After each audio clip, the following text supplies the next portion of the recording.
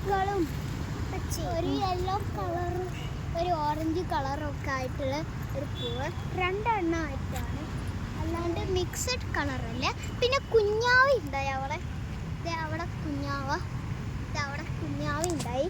പിന്നെ അവിടെ ഏതോ ഒരു ലീഫുണ്ട്, ആ ലീഫിൻ്റെ പേര് എനിക്കറിയില്ല. പിന്നെ കുറേ മരങ്ങളും പൂക്കളൊക്കെ ഉണ്ട് ഇവിടെ. അപ്പം നമുക്ക് അകത്തോട്ട് പോയി പരിചയപ്പെടാം.